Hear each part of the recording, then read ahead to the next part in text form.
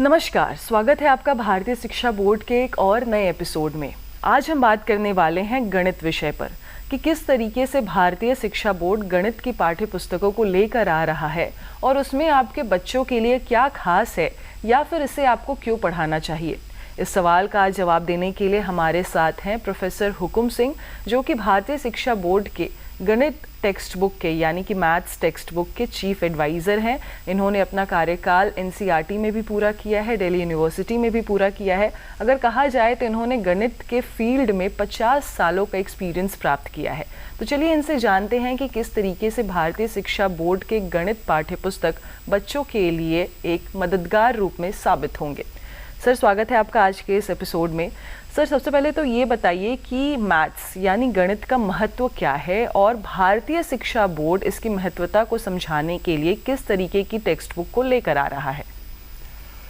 नमस्कार, बहुत बहुत धन्यवाद आपको। देखिए, गणित आप सभी जानते हैं एक महत्वपूर्ण विषय है और ये आज ही महत्वपूर्ण इसका नहीं समझा गया है। ये एंशिएंट काल से ही महत्वपूर्ण इसका बताया गया है। भारतीय शिक्षा बोर्ड की जो किताबें बनाई गई हैं उसमें गणित के महत्व को शुरू में ही दे दिया गया है और वो श्लोक के रूप में दिया गया है जो हमारे उपनिषद में दिया गया है।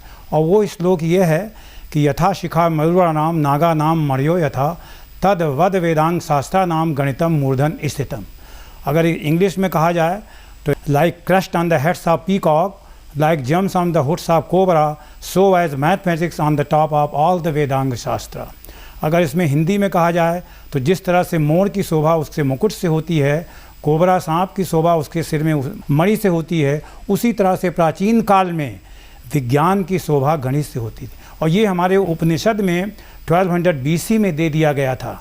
चूँकि नेशनल एजुकेशनल पॉलिसी 2020 और national curriculum framework for school education 2023 में इंडियन नॉलेज सिस्टम के ऊपर बहुत प्रकाश डालने के लिए रिकमेंड किया गया है। इसलिए भारतीय शिक्षा बोर्ड की जो किताब बनाई गई है उसमें हम इंडियन नॉलेज सिस्टम को ही लेकर शुरुआत किए हैं कि महत्व आज ही गणित का महत्व नहीं है, एंशिएंट टाइम से ही गणित का महत्व प्रसिद्ध है।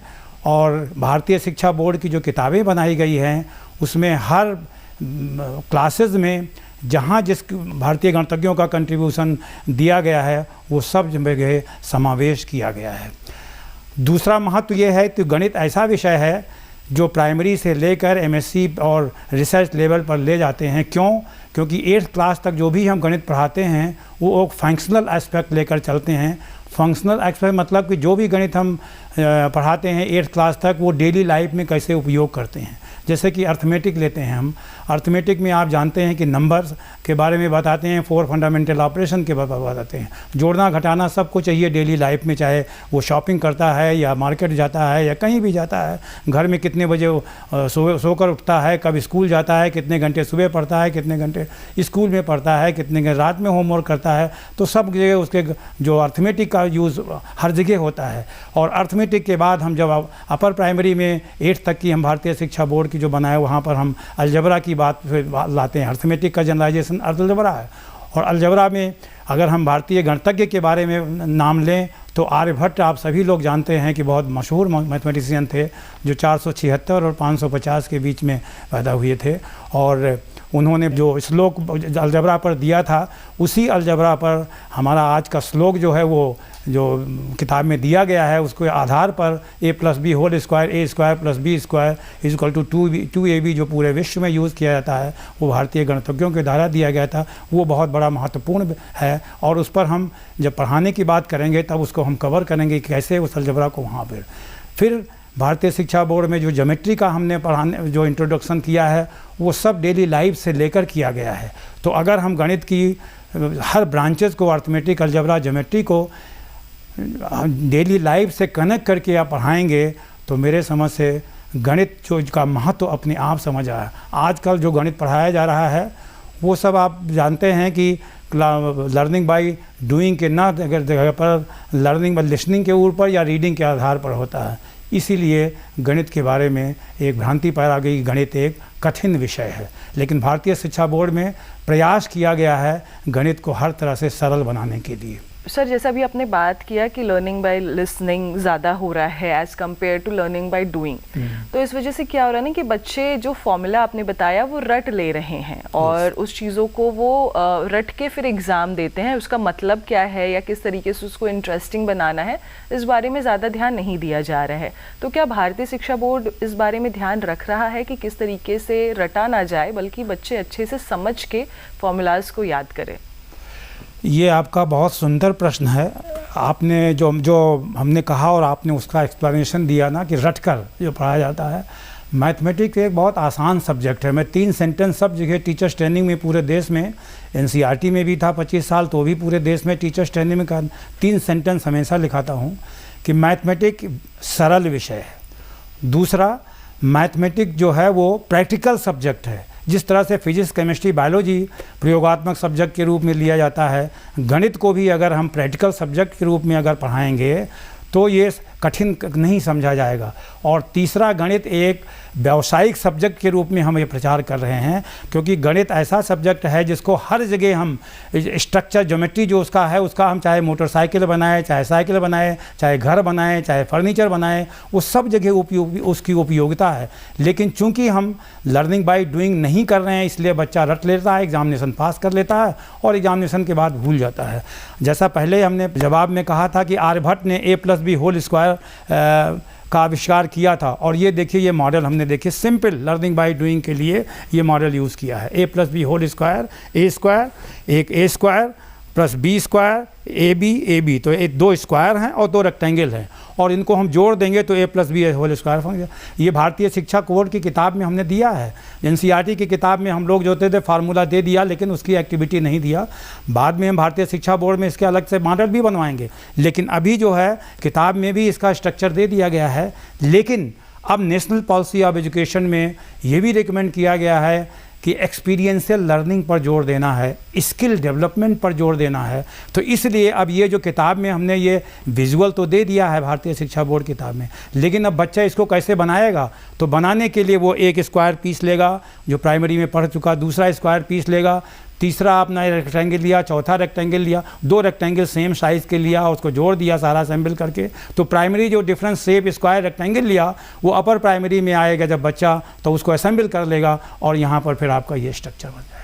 अब ये लर्निंग बाय डूइंग तो एक बच्चा एक्सपीरियंस करेगा कि अलजबरा हो जो ये a+b² जो आर्यभट्ट ने निकाला था उसका ज्योमेट्रिकल रिप्रेजेंटेशन क्या है। और ये ज्योमेट्रिकल रिप्रेजेंटेशन जब हो जाएगा तब ये डेली लाइफ में यूज़ कर सकता है कि बैडमिंटन जब वो बच्चा खेलता है तो दोनों साइड में जो कोर्ट होता है वो वहाँ पर अप्रॉक्सीमेटली आपका 2 रेक्टेंगल होता है, एक बड़ा स्क्वायर होता है और एक छोटा स्क्वायर होता है, उसको असेंबल कर दें। मैं टीचर्स ट्रेनिंग में सब बच्चों को, टीचर को कहता हूँ कि जाकर अब बैडमिंटन कोर्ट घर बनाते हैं, तो घर बनाने में भी वहाँ ड्राइंग रूम देखिए बड़ा होता है, दूसरे बाद बेडरूम होता है, तीसरा होता है आपका छोटा कमरा होता है, बाथरूम होता है। अगर इसी a+b² को a+b+c² कर दें तो मैं ये भी बताता हूँ कि अगर मिडिल क्लास है, लोअर क्लास है तो a+b², मिडिल क्लास a+b+c कर दे, और हायर इनकम ग्रुप का है तो a+c, तो वो नंबर ऑफ रूम्स बढ़ते जाएंगे।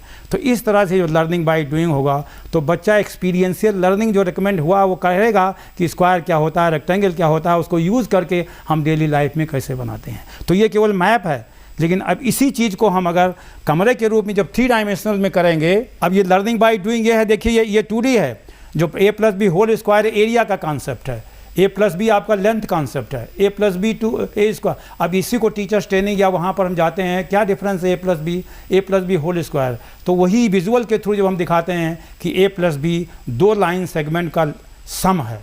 a+b² कर दिया तो एरिया है, बड़ा एरिया है, लेकिन उसको 4 भाग में डिवाइड कर दिया, 2 स्क्वायर और 2 रेक्टेंगल के लिए। लेकिन अब कमरे की जब तक हाइट नहीं लगेगी तो कमरा कैसे रहेंगे। मैप तो बना दिया विजुअल का, प्लेन में बना दिया, लेकिन रहेंगे कैसे। तो उसके लिए देखिए ये आपका a+b² फार्मूला है, ये हमने 9th की किताब में दिया गया है। तो a+b³ का अब ये तो वहाँ पर तो विजुअल हमने दे दिया, किताब में हम लोगों ने दे दिया है, लेकिन अब बच्चे को कैसे समझाना है तो एक्सपीरियंशियल लर्निंग उसको होगी, कैसे वो 8 पीसेज आ जाते हैं। तो 8 पीसेस के लिए देखिए ये अभी हमने संडे को ही अभी बनाया कि देखिए ये एक क्यूब है, और इस क्यूब की अगर साइड को a+b कर दें, फिर a+b कर दें, लेंथ a+b हाइट, तो लेंथ ब्रेथ हाइट तीनों ले लें तो a+b एक डिब्बा बन गया। लेकिन a+b ये डिब्बा जो बना आपका बड़ा सा, इसमें से 8 पीसेज होंगे। वो फार्मूला दिया गया किताब में, रटेगा बच्चा a cube plus b cube plus 3a² b plus 3ab²। लेकिन कैसे वो बच्चा बनाए और कैसे दिखाए बच्चों, तो एक्सपीरियंस लर्निंग कैसे होगा? जो करके देखेगा तब उसको एक्सपीरियंस होगा कि ये a क्यूब है, ये b क्यूब है, ये c क्यूब। तो अभी देखिए यहाँ पर आपके सामने है, देखिए ये a क्यूब है तो a क्यूब वो बड़ा होगा जिसमें लेंथ ब्रेथ हाइट सेम होगा। अब b क्यूब होगा तो b क्यूब, इसमें ये छोटा सा एक, ये देखिए डाइस में भी इसको यूज़ करते हैं मल्टीपर्पज़ के लिए, तो एक छोटा सा ये होगा आपका b क्यूब होगा, छोटा कमरा हो गया। और इसके बाद अगर हमारा कमरा लेंथ ब्रेथ हाइट का है, क्यूबॉइड है, तो 3 क्यूबॉइड 3a² b, तो 3a² b का ये का शेप आ गया। ये देखिए 3² ab का शेप आ गया। जो किताब में विजुअल के लिए भी जो कंक्रीट जब बच्चा बनाए, अपने हाथ से बनाएगा और उसके बाद देखेगा कि a² b के 3 पीसेज हैं, तो 3 पीसेज a² b का हो गया। तो तीनों पीसेज को जो इसके अंदर रख देगा, जो आपका a + b क्यूब था ये रख दिया। उसके बाद 3ab², फिर 3 पीस ये लेगा बच्चा, ये भी बना कर रख देगा यहाँ पर। और उसके बाद जो है ab ये रख दिया आपका, तो ये पूरा डिब्बा भर गया। तो a + b क्यूब जो लेंथ ब्रेथ हाइट था उसके अंदर ये सारे डिब्बे आ गए। तो फार्मूला उसको समझेगा न कि रटेगा। और वो अब इसी को घर में जब बनाएंगे तो बड़ा सा ड्राइंग रूम एक बन गया, 2 बेडरूम, 2 बेडरूम हो गए, फिर किचन हो गया, बाथरूम हो गया, स्टोर रूम हो गया। वो जैसा डिज़ाइन करना चाहे कि कैसे 8 छोटे बड़े कमरे बन सकते हैं। तो ये लर्निंग बाय डूइंग जब करेगा बच्चा तो वो सीखेगा और इससे एक स्पेशल स्किल डेवलप होगा। जो आप पॉलिसी में रिकमेंड, बहुत अच्छा रिकमेंडेशन जिसको हम लोग एनसीईआरटी में 30 साल से प्रचार कर रहे थे through math lab, learning by doing, वो अब पॉलिसी में भी आ गया। नेशनल एजुकेशन पॉलिसी 2020 और नेशनल करिकुलम फ्रेमवर्क में आ गया है कि एक्सपीरियंशियल लर्निंग पर जोर देना है, स्किल डेवलपमेंट पर भी जोर देना है। क्योंकि बच्चा जब इस तरह से करेगा तो हाई स्कूल पास करने के बाद बच्चा घर अपने आप बनाएगा, जितना भी फर्नीचर है वो अपने आप बनाएगा। इसीलिए मैं कहता हूँ आज कि बच्चा अगर हाई स्कूल पास कर लेगा तो वो रोज़गार अपने आप तलाश कर सकता है। जो आजकल अनएम्प्लॉयमेंट बहुत ज़्यादा है, इसलिए गणित को हम अब एक वोकेशनल व्यावसायिक सब्जेक्ट के रूप में ले देते हैं कि आपके सामने ये समझ है, कोई भी डिब्बा होता है, आप देखिए ये डिब्बा है, ये डिब्बा एक है, ये पतंजलि का है, देखिए गिलोय का है। अब ये हमने गिलोय पीते हैं हम लोग, सभी लोग, आप जानते हैं ये डिब्बा है। अब ये अगर हम 2D में इसी को लेंगे, 1D में लेंगे तो लाइन सेगमेंट है, लेंथ है, ये ब्रेथ है। अब ये रेक्टेंगल होगा तो आपका rectangle area of the rectangle होगा, केवल खोखला होगा तो वो होगा। तो ये 2 डायमेंशनल है, ये 1 डायमेंशनल है, कॉर्नर लेंगे तो 0 डायमेंशनल है। तो ये लर्निंग बाय एक्सपीरियंस करे बच्चा, 0 डायमेंशनल होता क्या है, 1 डायमेंशनल होता क्या है, 2 डायमेंशनल होता क्या है, और इसी को फोल्ड ये इस तरह से कर दें तो ये आपका डिब्बा बन गया। और इसमें देखिए गिलोय आंवला सोरस भी आ जाता है इसमें। तो ये सोरस आंवला देखिए डिब्बा, वो तो पी लिया बच्चे ने या हम लोगों ने, किसी ने पी लिया, लेकिन डिब्बे को फेंक देते हैं। मैं अब कहता हूँ नो कास्ट लो कास्ट टीचिंग एड, ये सारे डिब्बे जो मान लिया हम पतंजलि के हैं उसको यूज़ करके भी गणित को पढ़ा सकते, फेंक दिया जाता है। तो इस पर अब फोकस हम भारतीय शिक्षा बोर्ड में जो किताबें हमारी बन रही हैं उसमें हमने फोकस यही हम दिया गया है कि हम जो भी गणित की अर्थमेटिक, अलजेब्रा, ज्योमेट्री पढ़ाएं वो थ्रू लर्निंग बाय डूइंग बताएं।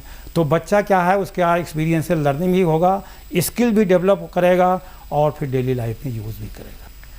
सर, आपने अभी बात की कि आप मैथ्स को वोकेशनल रूप में भारतीय शिक्षा बोर्ड के थ्रू लेके जाना चाहते हैं ताकि बच्चा लर्निंग बाय डूइंग के थ्रू सीख सके। लेकिन इसमें सबसे ज़रूरी बात ये होती है कि टीचर्स उसको किस तरीके से सिखाएंगे, क्योंकि सारी रिस्पॉन्सिबिलिटी ना टीचर्स के ऊपर होती है कि वो किस तरीके से बच्चों को पढ़ाएंगे। तो क्या भारतीय शिक्षा बोर्ड में जो टीचर्स सेलेक्ट किए जा रहे हैं या स्कूल्स में जो टीचर्स को ट्रेनिंग दी जा रही है, उनको इस प्रकार की ट्रेनिंग दी जा रही है कि बच्चे उसको अच्छी तरीके से समझ जाएं और उनके दिमाग में हमेशा के लिए फिट हो जाए?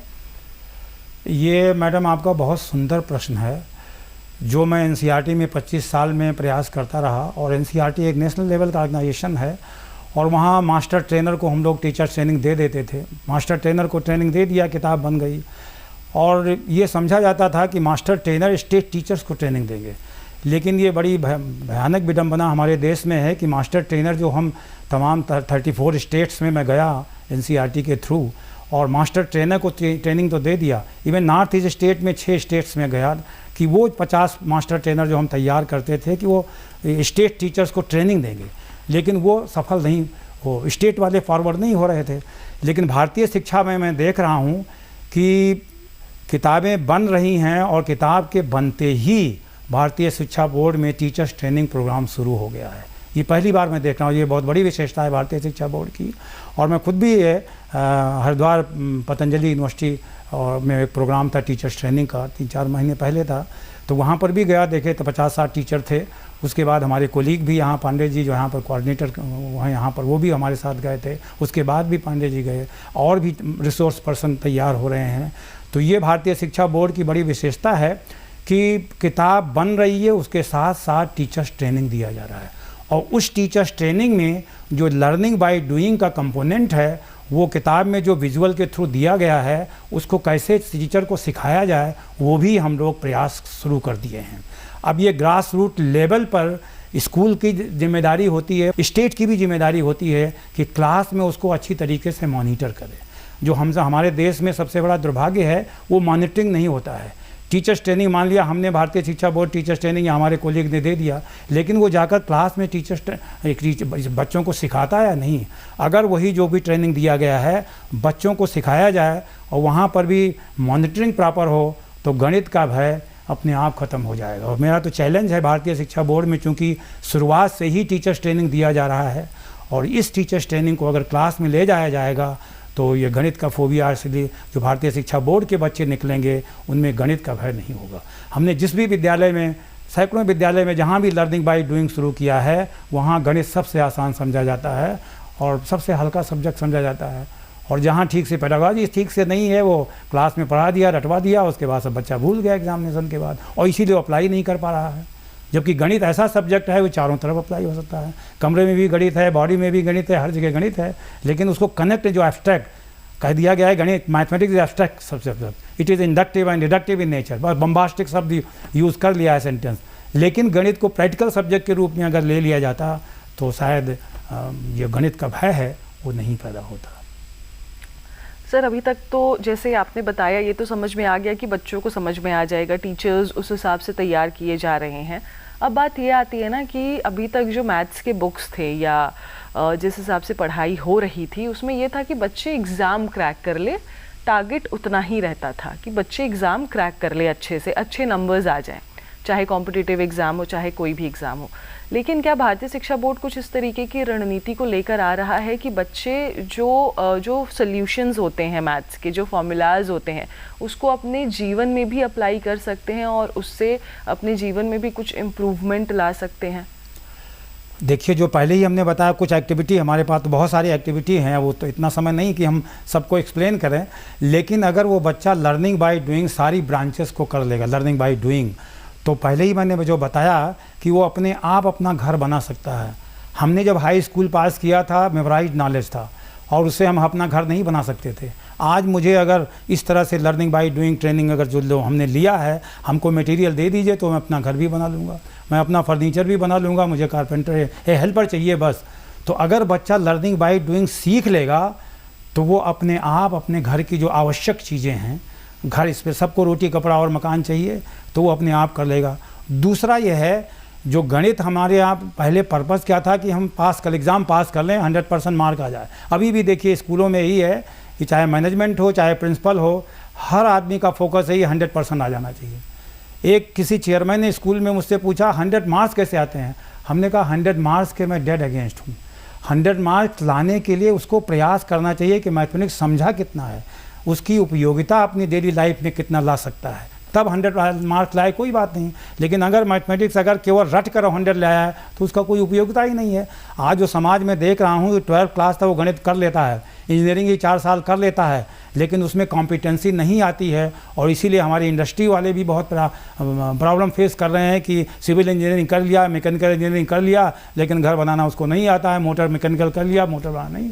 तो अगर हम लर्निंग बाय डूइंग कर लेते हैं तो नए नए तरह की मोटरसाइकिल बनाएगा, नए तरह का कार बनाएगा। आज देखिए, तो उस पर हम जो है अगर जोर देंगे तो अपने आप जो है वो समझने पर आधारित गणित होगी, न कि मेमोराइजेशन पर होगी। तो अपनी डेली लाइफ की प्रॉब्लम अगर सॉल्व कर लेगा। और दूसरा, चूँकि देश की प्रॉब्लम हमारी बढ़ती जा रही है, देश पॉपुलेशन हमारी बढ़ती जा रही है और पहले जो हम ज्ञान देते थे वो ज्ञान के लिए, वो सर्टिफिकेशन के लिए देते थे। लेकिन अब हमारी आवश्यकता है कि जो भी हम ज्ञान किसी भी विषय में, गणित में, साइंस में दे रहे हैं, वो हमारी रोटी कपड़ा मकान की प्रॉब्लम को कैसे सॉल्व कर सकता है। और मैं गणित में ऐसा विषय है, मैं देख रहा हूँ कि ये हमारे रोटी कपड़ा मकान तीनों में भी बहुत योगदान दे रहा। आप देखिए फॉर एग्रीकल्चर में, आप देखिए हम बीज बोते हैं, खाद डालते हैं, पानी डालते हैं, उसका अनलिमिटेड, लेकिन वहाँ पर मैथमेटिक्स है, कितना पानी यूज़ करना चाहिए, कितना खाद यूज़ करना चाहिए। और अब थोड़ा थोड़ा जहाँ जहाँ मैथमेटिकल वे में एग्रीकल्चर हो रहा है, प्रोडक्टिविटी बढ़ती जा रही है। रोटी कपड़ा, कपड़े में देखिए हर जगह मेजरमेंट है। मैथमेटिक्स को हम कहते ही mathematics study of measurement, mathematics study of pattern, mathematics study of symmetry, ये सारा चीज़ डेली लाइफ में यूज़ हो रहा है। तो अब ये अगर वो समझ कर करेगा तो हर जगह अप्लाई कर सकता है। और जो रोटी कपड़ा मकान, मकान में तो आप जान रहे हैं, देखिए स्टूडियो में भी हम लोग बैठे हैं तो यहाँ पर भी 0 डायमेंशन कॉर्नर है, 1 डायमेंशनल आपका लाइन सेगमेंट भी है, 2 डायमेंशनल फ्लोर एरिया है, सीलिंग भी है, और जब दीवार लंबाई, लेंथ, ब्रेथ, हाइट ले लिया तो 3 डायमेंशनल आपका कमरा हो गया है। तो जब वो समझ कर करेगा तो वो तरह तरह के आपके, अब देखिए लाइन डे बाई डे हमारी बढ़ती जा रही है। तो हम, कोई ज़रूरी नहीं है कि हमारा जो कमरा बनेगा स्क्वायर रेक्टेंगुलर भी होगा, पेंटागोनल भी हो सकता है, हेक्सागोनल भी होता है, ऑक्टागोनल। अब ये सब शेप हमने भारतीय शिक्षा बोर्ड की किताबों में दिया गया है, ये सारे शेप। लेकिन अब उसको बच्चा जब बनाएगा सारा कुछ कि 2 डायमेंशनल में ये है, 3 डायमेंशनल में ये पॉलीगन ये है, पॉलीहेड्रन ये है, तब वो एक्सपीरियंशियल लर्निंग करेगा, एक्सपीरियंस करेगा कि क्या है पेंटागन, क्या है हेक्सागन, क्या है नोनागन, क्या है डेकागन, क्या है, और करस्पॉन्डिंग पॉलीहेड्रन क्या है, 3D क्या है। तो एक्सपीरियंस करेगा तो स्किल डेवलप होगा, और स्किल डेवलप होगा, इस स्किल को यूज़ करके वो तरह तरह के घर भी बनाएगा। तो जो पार्टीशन करते करते हमारा जो स्क्वायर और रेक्टेंगुलर लाइन हमारी नहीं मिल रही है, उस तरह तरह की जब डिज़ाइन वो सीखे रहेगा तो उस तरह का घर बंटवारा करने के बाद जो थोड़ा ज़मीन मिला उसी बनी में रेगुलर शेप बन रहा है तो बनाएगा, इरेगुलर शेप बन रहा है तो बनाएगा, तो अपना घर बना सकता है। फर्नीचर उसी तरह से बनाएगा।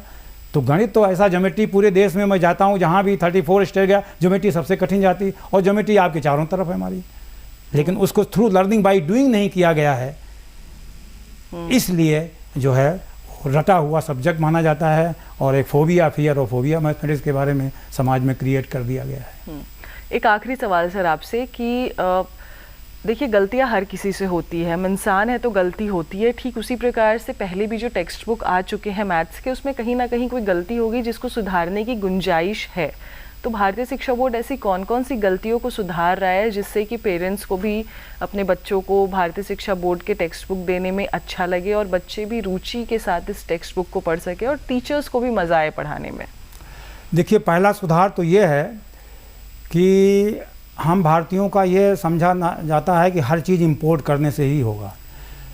500 AD to 1200 AD is known as golden period of mathematics in India.